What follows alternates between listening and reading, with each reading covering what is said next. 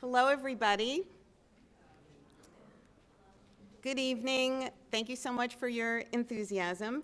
I'm Nellie Szilagyi-Benedek. I'm Deputy Director for Education and Programs at the Jewish Museum, and I'm pleased to welcome you to tonight's Director's Talk, in which our director, James Snyder, is in conversation with artists, writers, and other cultural figures around issues relating to this complex moment in time. This is the third talk in the series. The fourth will take place on May 8th and will feature Tarek Masoud, Ford Foundation Professor of Democracy and Governance at Harvard University's John F. Kennedy School of Government and Faculty Director of the Kennedy School's Middle East Initiative. The director's talks are part of the Morris W. Offit Lecture Series made possible by the Jack, Joseph, and Morton Mandel Foundation. We are extremely grateful for the support. The aim with this series is to share ideas and engage with issues through a cultural lens, to consider the perspectives of artists, writers, and other creatives. Our guest tonight is Michal Rovner. Michal's work has been shown at the Israel Museum, the Tel Aviv Museum of Art, the Museum of Modern Art, and at the Venice Biennale, among many other venues, including the Whitney Museum of American Art in 2002, where she was the first non-American to be given a retrospective there. She is one of very few living artists to exhibit work at the Louvre, and her work is also in the Jewish Museum's collection. You may have noticed the piece hanging in our lobby, titled Decoy Number 6, which takes as its source material surveillance images from the Gulf War, depicting figures moving from place to place across a vast landscape. Michal Rovner works with video, film, paper, and canvas, and creates compelling site-specific installations. Her works are rich, layered, enigmatic, and complex, and explore issues of identity, migration, and the natural world. Because they are simultaneously inscrutable and powerfully evocative, it is sometimes tempting to impose a single meaning to the work. But in fact, each person brings their own perspective, background, and historical knowledge to the experience of looking at a Rovner piece. I encourage you to see recent work by Michal at Pace Gallery in an exhibition called Pragim, which I experienced on Tuesday. There is nothing like seeing these works in person. I found myself moved by their beauty and grace. There is a vulnerability and fragility in the works, coupled with a deep sense of the sublime. They are truly magnificent. You can see an image of one of them on the screen behind me. We are looking forward to the conversation tonight and appreciate your being here with us. I would like to remind everyone that this is a space for civil discourse and mutual respect, and we are here to listen to our speakers. To that end, please turn off your cell phones and refrain from recording or photographing during tonight's program. And now, please join me in welcoming our speakers, James Snyder and Michal Rovner.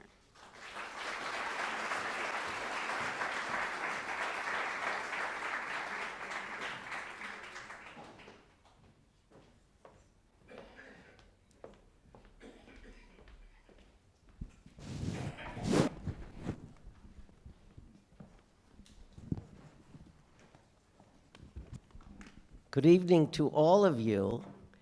You know, before I say anything else, first of all, it's great always to see a packed house here. It's very nice, so we thank you for that.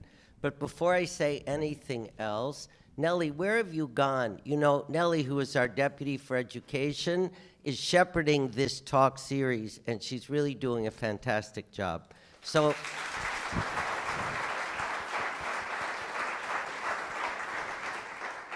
you were kind to applaud for the two of us as we came up, but I also appreciate even more your applauding Nellie for how she is doing this. And really, it's exciting and moving for us to have an opportunity to have these conversations, because as you know, those of you who've been coming, conversation for us is very important. The alternative is not of interest to us. It takes you nowhere. Conversation does. And you know, we are 15 minutes late starting, and it's because all of you were deep in conversation. We couldn't get you to sit down so that we could get rolling. But anyway, now we will. And it's a pleasure to be here with Michal Rovner. We've known each other since Tina and I went off to Israel in 1997. So it's really exciting to have her here in a different forum.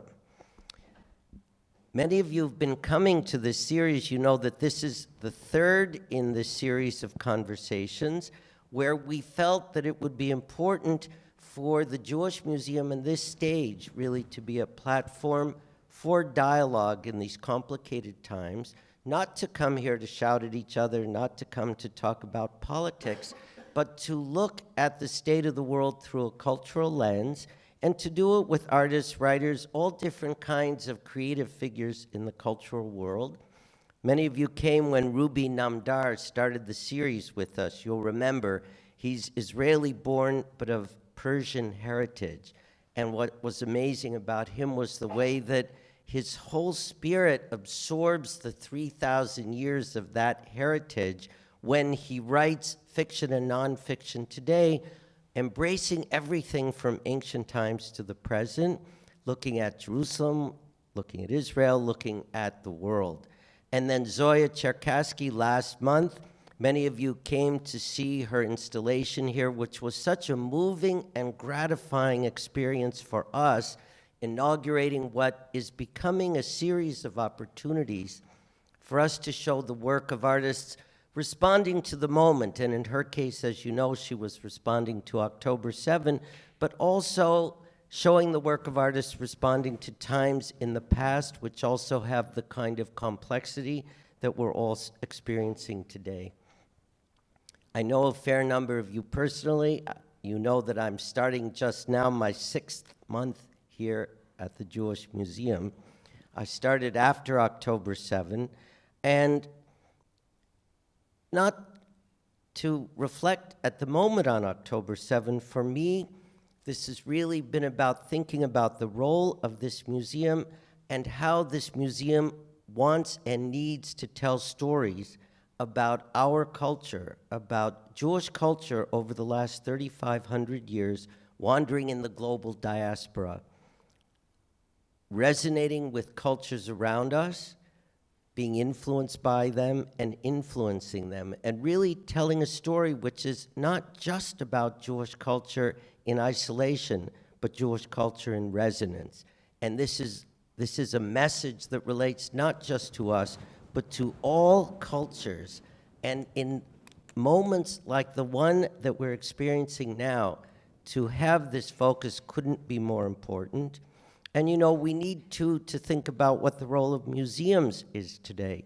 And you're experiencing exactly what we feel is important, for us to be a platform for education, for engagement, not for protest, but for dialogue, and to set an example, we hope, for what cultural activism is and what cultural activism and art activism can be about as an antidote to the xenophobia, the political polarization, all of these challenges that seem to want to overtake us. And that is what this talk series is about, and that's why we're all here this evening. And it is a pleasure to have Michal with us tonight. Nellie has really given you a quick reprise of what her biography is about. What we will do together really is start at the beginning, you know, Bereshit. It's like the start of Michal's life, and come to the present. I just want to make note that she started her training at Petzalel. Don't leave.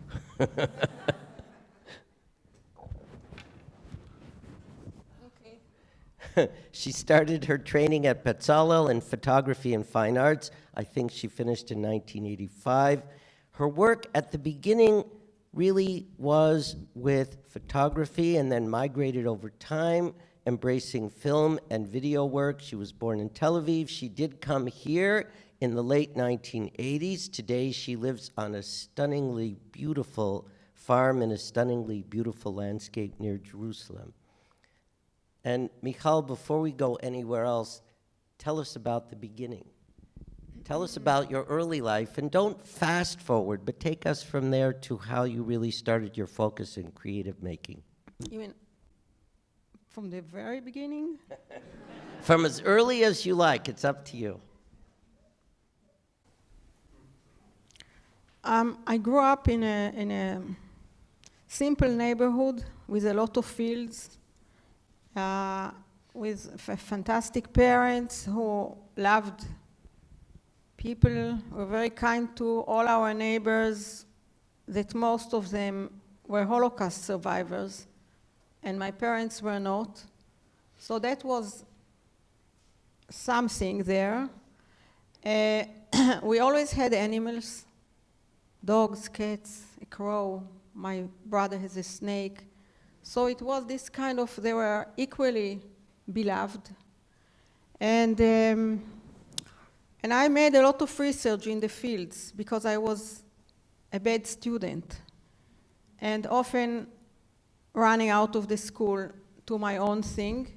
Later on, I started to have a strong interest in dancing. I studied classical and modern and steps and a lot of dance classes. I was took it very seriously. All of a sudden, I went every day with the buses from one class to the other, to the other, to the other, and I loved the discipline of ballet. And when I joined the army, I hated the discipline.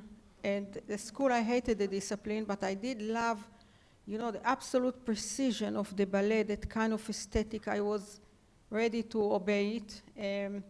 Met Aryeh, who became my boyfriend, who became my husband, who became my ex-husband. And along the time, we co-founded a school for photography, and I was not interested. I was interested in philosophy, but I did pick up the camera and made some pictures and was amazed that the camera captured something else than what I expected. Is that a good beginning? It is a good beginning, and we're going to come back to how dance early on in a way relates to your segue from still photography to video and then film, but we're not going there yet. I want to stay with your early work. When Michal started with photography, it was like the pre-digital age in the medium of photography. It was like still cameras. And Israel was one of those places where right around the year 2000, and digital photography emerged. There was this kind of nascence of amazing new work. But let's talk first before that, because your early work that I came to know was really about understanding and absorbing and documenting the landscape around where and how you grew up. And I've said to Michal, to me, her early work was manipulating that landscape, was manipulating nature. And she said, no, it wasn't. So why did you say that to me? No, I never manipulate anything. I manipulated some guys I was befriended with, but when I work, I'm not into manipulating. I'm really into, understanding something, looking at something, trying to detect something, to map something, and from the beginning, having a camera in the hand, which really is like a detective, you grab something about reality, the reflection of it, and from the beginning there is a question: what layer are you concentrating on? And from the beginning, I would say until today, there was something. First thing that there was, it's all decisions, depth of field, the time, the rhythm, the time, of the. From the beginning, there was no background and no foreground. Everything was part of the same system. Everything one thing melted to the other. Everything disintegrated. It was all part of the same sort of, mechanism or environment, and so, and so the landscapes. As I always wanted to strip down the person from its specifics, so it can be anybody, anywhere, was very important from the beginning to me. I did not verbalize it exactly, but it was, like a given that it's not going to be a specific person with specific details. And the same was with the landscape. I was always looking for kind of non-specific landscapes. I didn't want somebody to go and say, this is in, whatever, this mountain or that mountain, or no, and I always therefore loved the barren scraped down, naked landscape. Before Keren Kayem, some of you might donate money to Keren Kayem, which I always disliked because it covered the topography with all these trees, mostly from Europe. You know, really, it's like listening to you. There's poetry in what you talk about. What I want to say is that even listening to you right now in that early work, and really it was like in the old age of photography, still somehow, and this is why I say manipulation, which I understand it wasn't, but you would go from specificity Yes. to anonymity, you know, Yes. from a specific thing to something anonymous. Say something about that, and also, what was the message that you were delivering through that process? I will start with the end of the question that I'm never starting with any aim to deliver any message. It sounds terrible, right? But I don't. I am just walking, you know. I'm just searching for something. And if I want to deliver something, it's rather a question than a message. And I think for me the best works are the works that you are really not sure if it's coming or going, if it's death or life, if it's somewhere between those two, you know, polars. That kind of tension I'm looking at, you know, this place of here and there, you know, the kind of borderline zones and areas. And you asked me the first thing that about specificity. It was very well, nicely put, and From anonymity. specificity to anonymity. Yes, the specifics. You see, I'm in a battle against specifics. All in all, I have a viewpoint that there are too many specific details going on, and we are too much caught with the specific details and the anecdotes and, you know, the information that is almost a form of filter.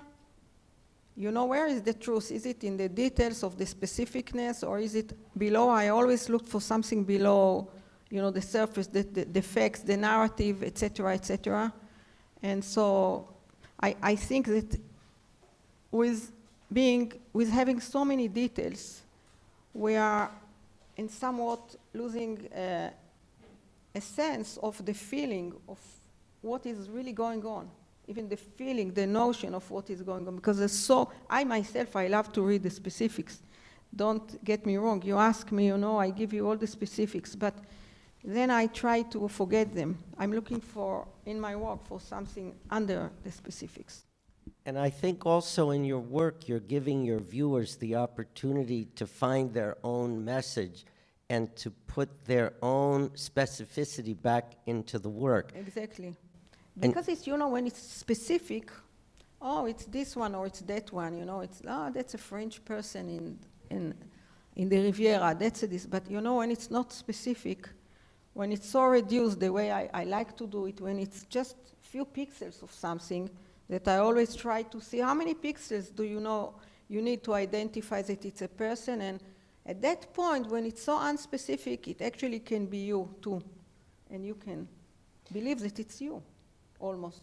So this takes us to the early 2000s with your early video work when you started to do your walking figures, which were so moving. And, you know, I don't know, everything for me becomes a metaphor. So Michal knows that. She makes a joke about it. But everything for me does become a metaphor. And looking at those walking figures, it was like, am I looking at ancient manuscripts that have come alive? Is this about heritage? Is it about Jewish heritage and the landscape of the ancient land? Or is it something else? Could it be anywhere? And is the message there not just a metaphor, but does it go in a way to a political message, or it stays completely away from that, and it's what you've described before? Yes. I guess it's all the above, but I don't You know, I don't consider metaphors as part of my work. Symbolism, metaphors, and all of that. You know, Mark Glimcher, my gallerist, who is here, where there is the show that you mentioned now. He once said something very good about one of my works. He talked about the difference between being and being about. So I think I'm in the subject of being, and when someone talks about my work, they are in the subject of being about, or when somebody looks at the work, they are in that. But I am, you know, hoping, or I'm aware, and even in the names that I choose, that political or current events or major situations, they play a role, they enter to the weave of the work by name, by nature, by the color, by the non-color, by the, you know, the drastic movements, whatever, something about aspects of maybe fragility, of, you know, vulnerability, you know, whatever. So it's there, but sort of in a non-verbal manner. You know, it's really interesting what you're saying just now, because, of course, today and in these recent years, we all think more and more about the crisis of global migration. Mm-hmm. And, you know, I'm not sure we were thinking about that in the year 2000. But those walking figures today bring that to mind immediately. It's very evocative to see those images and to see that movement. And actually, this is the moment I want to go back to dance and choreography. When you look at those walking figures, it's as if you're choreographing their movement to say something. I think choreography is at its best, like art, at its best when you can believe it. When you look at something and you believe it. And the reason these choreographs figures are successful is that because I didn't choreograph them at all. Many of them, I did bring 50 people in the age of 50 to this landscape or another mountain, another place. But there was a message I there. told them to walk, you know, and some of them never knew that I was filming them. But there is definitely an awareness, have been an awareness, you know, to the kind of timeline of humanity, crossing, passing, time, you know, living in Israel, you have this kind of stretch of time in front of you. Everywhere you go, you step on footnotes of life and interrupted life and whatever is remaining there. And from childhood, I was utterly moved by all these old stones and all these footnotes, all remains, you know, this particle of life that sometimes you see a layer that you feel as something even to do with you, another conflict, a battle, you know, a monument, whatever. So there is all of that in the work, but you know, in the past years, I would say since 2016, it became very much about, I call it migration, dislocation. There was the mass movement in the world of 70 million people migrating. And it became a subject that I actually clearly wanted to address in my work. Kind of in a strange way I addressed it through Anubis, the mythological jackal, you know. But I did address this situation. And it makes it more powerful to look back at those works now. And you know, when you look at those early works, there is an anonymity to the landscape, but those of us who know that landscape and know you know that this is the landscape of the land of Israel. And that was early 2000s, and then in 2002, you were the first non-American artist to get a mid-career retrospective at the Whitney. How did it feel to you to have your work, which was rooted in the way that we've just described, and here you were being presented, showcased at the Whitney? How did that experience feel to you? You know, I unfortunately don't look at myself so many times from the outside. I'm more into, am I going to show this one here? I'm going to move it here. it should be darker, it should be, you know, there is this kind of non-stop consideration about the exhibition and all the items to now you tell me that, and you know what, it is really magical that you remind me of that, because I suddenly recall that the exhibition starts with houses, a house series. It's a house, and it's not a house. It's there and it's not there. You know, the series repeats the same image of the same house without windows and doors, kind of a Bedouin structure, but in a shape that children draw, almost like a house in a dictionary, but the more house and the more it insists, the more you realize that you cannot trust it, and there is kind of this yearning for a stable, a house that stays there, you know, and be what it is and don't change on me all the time. And you know, it's kind of, and the next thing you go to almost is you see the film Border, which was shot along the border between Israel and Lebanon.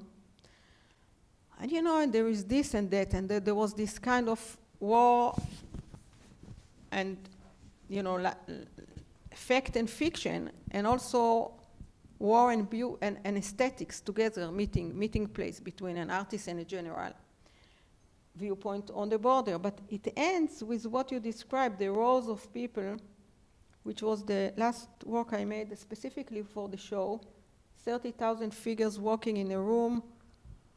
It's kind of an unresolved text about humanity, I call it. It's called Time Left. And it was just after September 11. You know, did it feel different to you to see your own work in that setting at the Whitney? And did you feel some kind of burden or sense of responsibility about being the first non-American being shown there? I remember all of the conversation about this at the time, and it wasn't a criticism, it was an observation that the Whitney was reaching out and that they were bringing you and showing you. Did it make you feel differently about your work? I remember the phone call. I was in Jaffa in the evening walking, and then I got a phone call, and Sylvia Wolf, the curator, said, you know, there was a staff meeting, everybody, I'm so excited to tell you that we all, you know, voted to give you a show, but we don't know how we're gonna do it because you're not American, you don't have an American citizen, do you? I said, no, and she said, do you know that it's an American Museum for American Art? I said, okay, and she said, so, but we still want to try to find a way. Do you have a green card or anything? I said, yeah, I have a green card. She says, well, maybe by the time of the show you will become a citizen. And then, you know, there was all these letters that from them and from LA County, you know, from Maria Hamburg at the Metropolitan. I have all these letters, you know, about my work, and then I am American now, you know. It was actually a great story at the time. And the thing is, again, looking back from today, the next year you were the Israel Pavilion in the Venice Biennale. And so there you were debate. representing Israel. And then the Israelis were very upset because she's an international artist and she's already doing a career over there. Why don't we give this chance to an Israeli? She's Israeli, she's not Israeli. She's Israeli. You know, it's like somebody doesn't think they are, I don't know, Chinese until somebody pointed them and said, you look Chinese, you know? You know, this is the difference between then and now. Imagine if those, well, things have evolved at the Whitney, but still, imagine bringing the first non-American to a museum that's only American today, and imagine then, a short time later, representing your home country in the international setting of the Venice Biennale. Yeah, we're in a different time. It was also a height time of, you know, there was Intifada. You probably all suddenly learned the word recently. It was part of our reality. Those days, there were buses exploding a lot of the time. So this was part of, you know, the complexity also of showing in Venice Biennale. And the reason I wrote on the, you know, on the building, before your entrance, there was a sentence that I wrote, a question, against order, question mark, against disorder, order, disorder.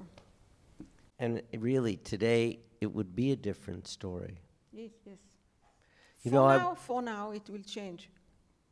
And we'll get to your work today and how what's happening today may or may not yet be having an influence on how you're shaping your work. But I want to stay back in those years and talk a little bit about Yad Vashem and the project that you did there, which I think started just around the time of the Venice Biennale, because it took you a few years to accomplish it. Yes. And I think it was a real shift for you. Yes, there's a major shift. You know, it was suddenly I accepted a mission on my shoulder, which had to do with representing the Jewish life in Europe that were lost in the Holocaust. And this is the first chapter. It's the first thing that you see when you go to the Museum of Holocaust, History of Holocaust. And it was a very big challenge, because how do you represent something that is not accessible for you? What do you film? What do you do?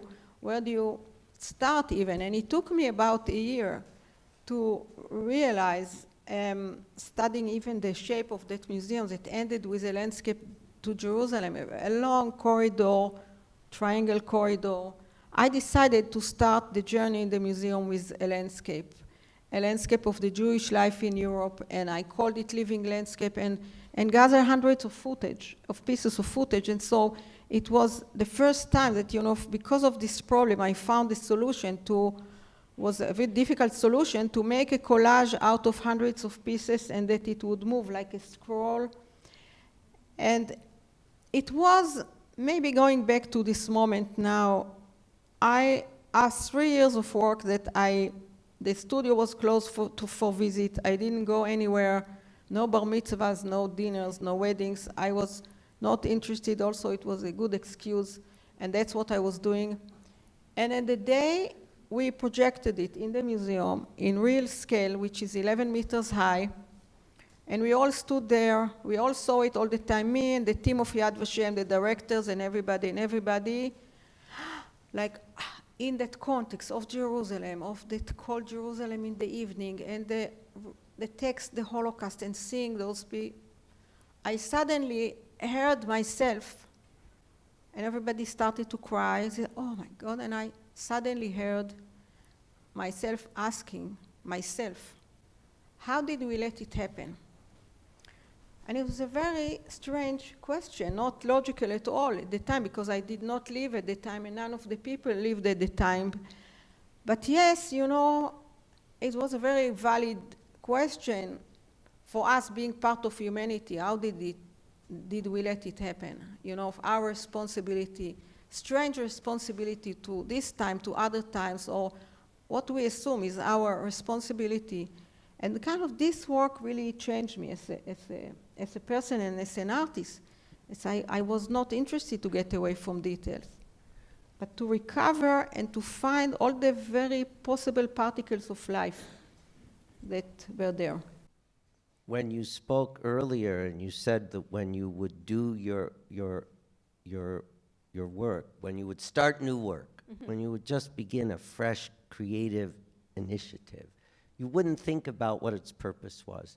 Here you were hired with a mission. You were hired to create an experience at the beginning of the journey through Yad Vashem, at the beginning of the journey through the museum, and the museum is about the memory of the tragedy, the trauma of the Holocaust, and it ends with this view out, this panorama of the beauty of the landscape of the homeland today, the sort of resurrection from that death to a bright life.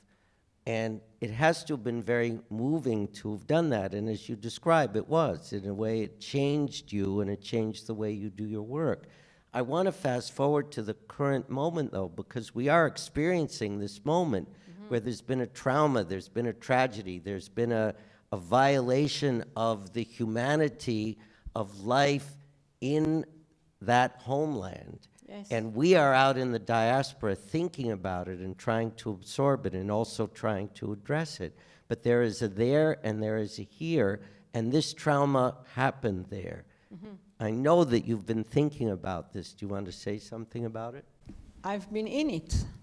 I walk up to it. I was walking up by my wild dogs on October 7th before I heard anything. And they were crying, and the donkeys were crying, and the birds were fleeing, and something was utterly, you know, they were signaling to me that something very different and very terrible is going on, and that I am not aware of it yet. And only minutes later, I heard the sirens. And so to go through this experience, suddenly you feel unsafe in your own home. I never had it. I never had it, you know. I always felt safe, you know, arrogantly safe, or not arrogantly. I am, you know, by myself with nature, and, you know, all is good. Don't bother me, all is good. But suddenly I felt very, you know, the fear that they are actually 40 minutes away with these, you know, motorcycles and cars, you know, they could be on the way to here. And that is a moment of, for all of us, you know, still a moment of a major, major shake, trauma, earthquake, however you call it. You go from one funeral to the other, to the other.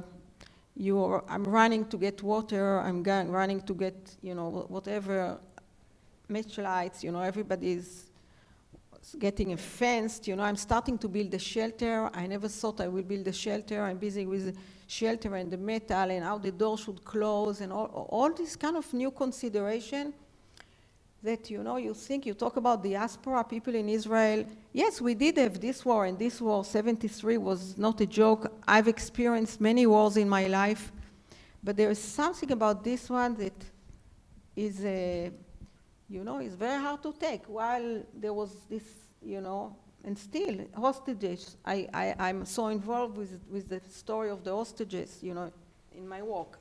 And, you know, and wounded people and etc. And then you look out and you see what's happening out of Israel, and that is very unpleasant to watch either. So it is a very difficult moment. It really is, it is a different reality. And I want us to talk about the moment, and it's too fresh, it's too early to talk about your sense of how this might change the way you do your work and what your work might be like moving ahead. But I want to precede that time. You know, we all speak about this, the before and after. We've had this before, 9/11, there was the before and after. So now it's October 7, and we have the before and after. But I want to go back just a bit first for when you went back and you really developed your current life in Jerusalem, in Israel, your farm life outside of Jerusalem, and the work that you were producing, and, you know, the jackals. This was a moment, it was a kind of shift in what those of us who have been watching your work over the years, it's a kind of shift of what we saw there and what we wondered about and what we thought we were looking at. So speak about that a bit, and it'll bring us up to the present, but I think that was a kind of transformative moment. I will go, if you talk about my work in context of this moment, I will go a minute before the jackals to 2000, it was 2016, but that project that I started in 2007, and it's an ongoing project that I called Makom, which means place, with stones of ruined houses, ruined, destroyed houses, or dismantled, of Israelis and Palestinians.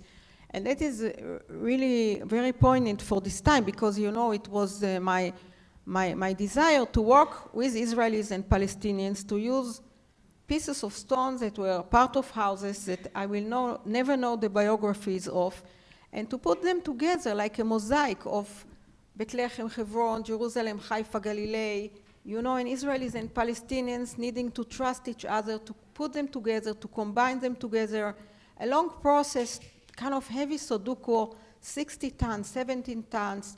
We built it, we took it apart, we shipped it 5 weeks, we rebuilt it, we took it apart, and this whole project dealt with creation, destruction, and reconstruction, which is very, very, you know, much about the moment, because we are going to reconstruct, and there will be a reconstruction for sure. But also there was this possibility of working together, and one of the sad things to me these days, half a year, I haven't seen any of the Palestinians I've been working with. I say, you know, somebody met me the other day, you know, she said, I'd love to have a makom in my backyard. I never did a makom for anybody's backyard, but I thought that even if I would have loved to for some reason, or a museum, I couldn't. I could not make a makom now. There is no way for us to work together. So, the jackals. I hear the jackals at night where I live. They gave them the very nice documentary, but they saw this is nicer, so I'm not going to show it to you.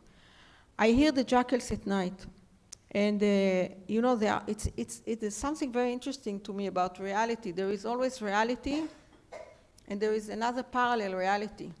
I'm not talking about fact and fiction or altered reality or a battle over truth and facts. I'm talking about reality and a parallel reality. You know, the way I'm watching this horrible news footage and I shift my gaze and I see this beautiful field.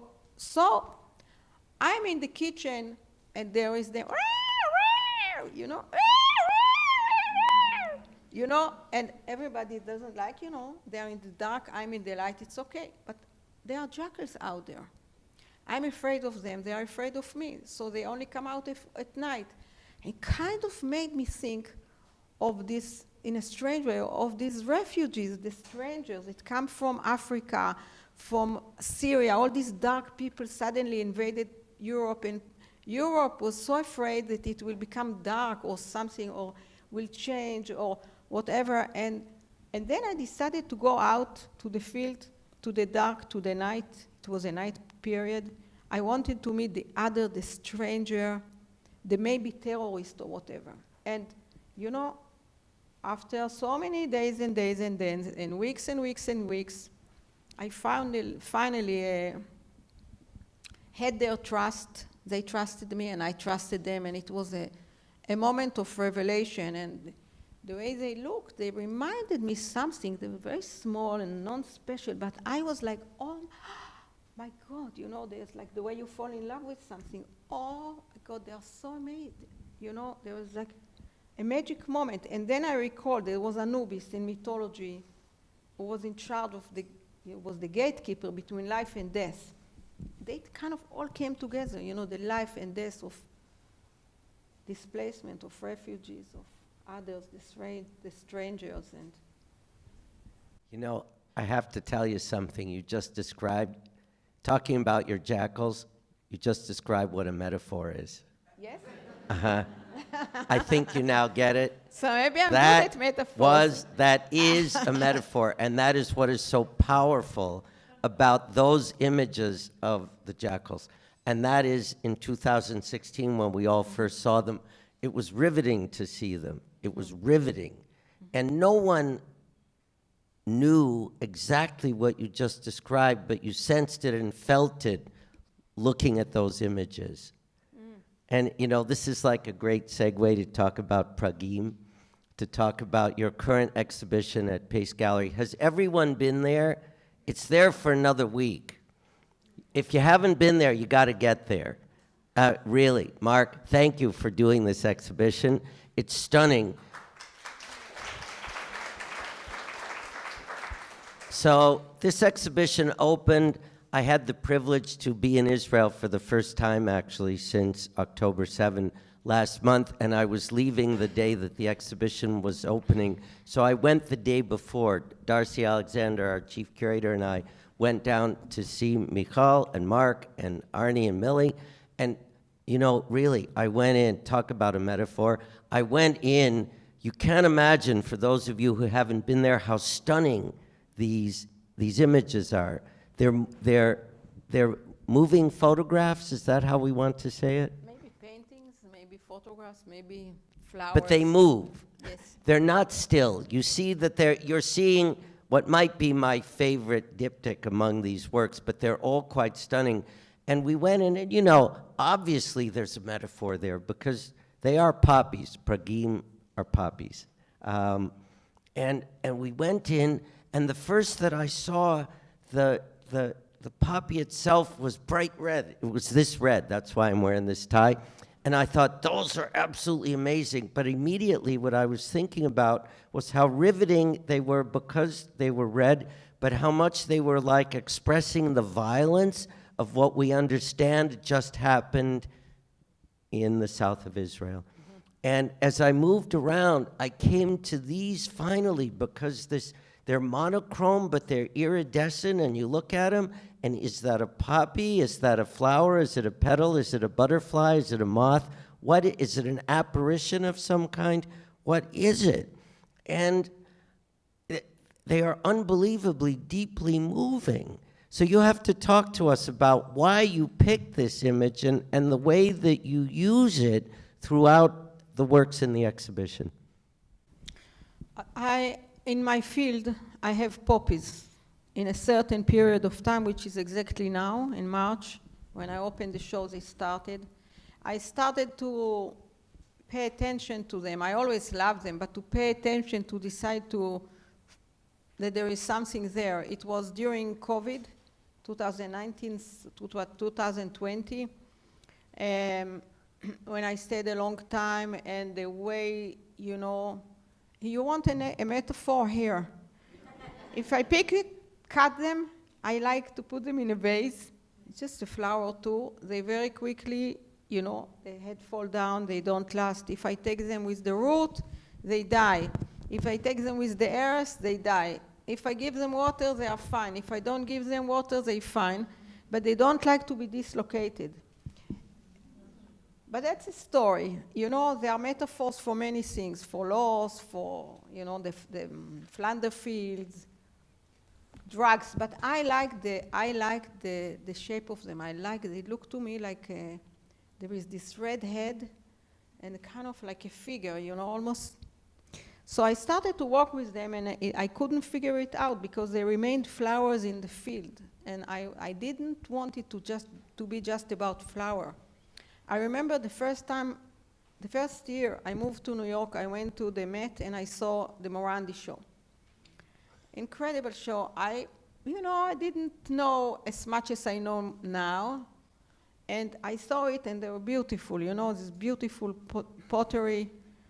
And the next room, there were more. There's another one and another one. It's very nice. And I looked, there is something else, And there was another pottery and another pottery. And it's another pottery. It is suddenly, I'll never forget the moment that it hit me, and I said, it's not about this pottery. It's really not about it. And I walked out of the museum. It's not about these vases at all. It's really not about it.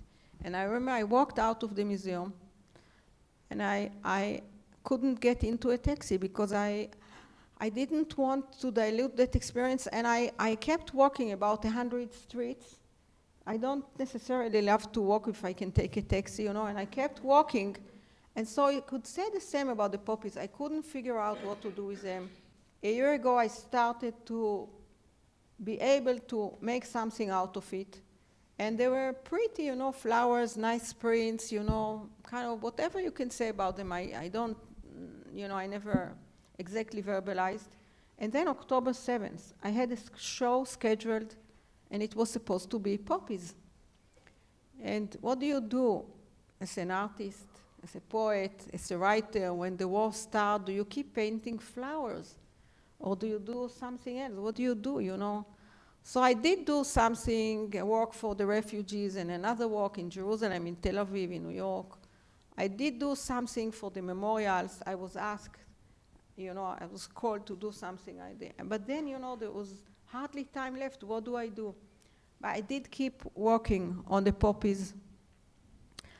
And the work really shifted very much. As one day I noticed that my handwriting shifted and changed and was not so nice as it was before, less stable, I was already, I had a great handwriting, and suddenly it was, like, and so, it's all the experience of this time, it's not about it, but it's all the experience of me going through this period of time.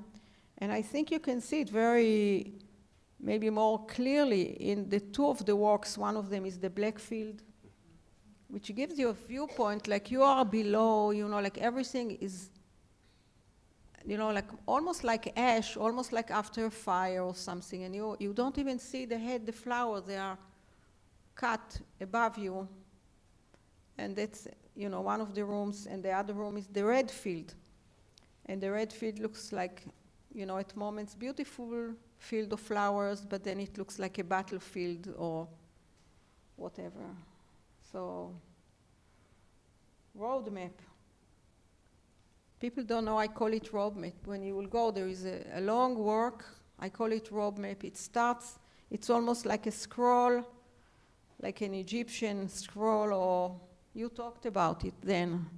And it starts, very entangled, very interpolated, very messed up. If you think of it as roads, it's only poppies, but it's the name is important. And then as you carry your gaze, it clears out.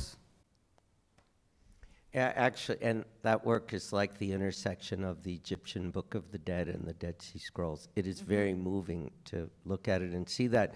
But what I'm thinking, listening to you now, you really started to think this through during the time of the trauma of COVID. And then what really triggered it was the trauma of October 7th. This really is work responding to the trauma of what we've just all experienced. It's exactly what we feel part of our role is to surface and display at this time. And I think that might be part of what hits you as you walk into the gallery and see these works. And it's funny that you speak about Morandi, because that is still life, but this is still life moving, which adds another dimension to it. The life is still moving. Right.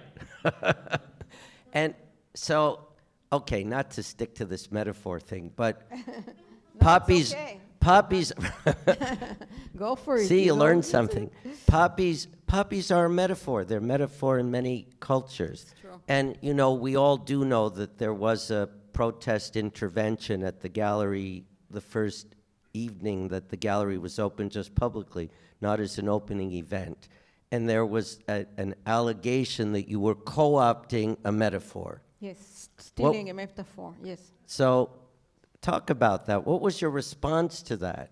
I mean, you yourself have spoken about the universality of the poppy as a symbol. I was interviewed on it immediately, and I was not aware that it is their symbol, as I'm not aware that it is our symbol as well. And I researched, and I don't think it's a symbol in neither our cultures, but it is just flowers that grew in my field, the way they're also growing in their field, because the real thing is that we are sharing the same landscape or a very similar landscape, and this is really the tragedy of all of it, We are coming from the same place, the same landscape, the same winds, the same weather, and the same flowers. There is a universalism to this image. I mean, we got poppies all over the place, not just in your landscape, and that's part of the power of the poppy as an image. And this really brings me to a kind of last question. You move all over the place, but there's a deeply rooted Israeliness in your work. And you are making art, and, we're living in this complicated time. For you, with all of the complexity of this time, for you, is your art just your art, or is your art a form of activism through your art? It's really an important question at the moment for creative makers. My art is what I do, is what I was born to do. I realize after the years is what I dedicate my life to. And I'm doing activism in many other instances. I go to protest. I did go a lot. often complain that sometimes in Israel you have to be a full-time citizen and you have less time to do your work, but you do your work. At times I'm asked to do something about something like hostages, memorials, whatever, various memorials, and I do that, but I'm not an activist. As an artist, I'm not an artist that is going out with a message, with with some agenda, with explanation, or whatever. I'm actually trying to avoid narrative. I'm trying to avoid talking about, even in the work makom, I didn't even keep track of which stone is from where. I never talked about the conflict of Israelis and Palestinians. It's there, it's there. So, for me, maybe my role is to give a different, at a moment, when we are watching all this news, and we are watching all these people on the news, and we are watching all the, I don't know, Facebook, Instagram, whatever, you see all the media is coming, and the little, all these people that we are becoming so immune to watch, all these horrible things that we then keep going with life. Maybe my activism is maybe to take these pixels of people and to suspend the time and to attract you, to look at them for a moment and feel something towards non-specific person. That could be them, that could be you. That's maybe my activism, to make you engage. Because I think, I think there is something so powerful about art because it is not non-verbal.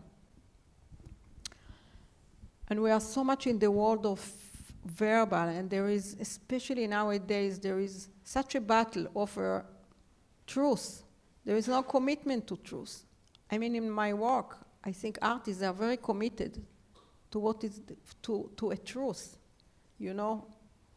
I'm trying to stand in my point and carry my truth of what I am detecting there, to the degree that I think sometimes you can believe abstract art not less than news footage or coverage or newspaper or whatever that woke me up yesterday and made me think that I have to rush back to Israel before they close the airport because the Iranians are coming.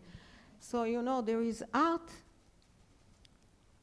is another way from, another a degree of reality that is very, very needed because it really is above it and timeless.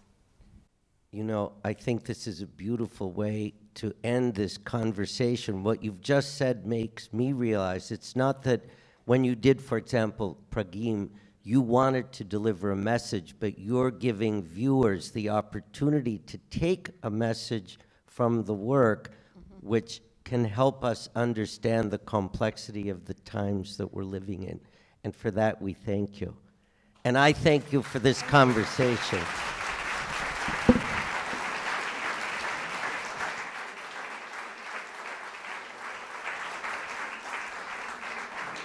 And actually, we thank all of you for being great listeners. We will be staying around the front of the stage for a few minutes if any of you wants to come up and have a chat with either or both of us. And thank you all for being here.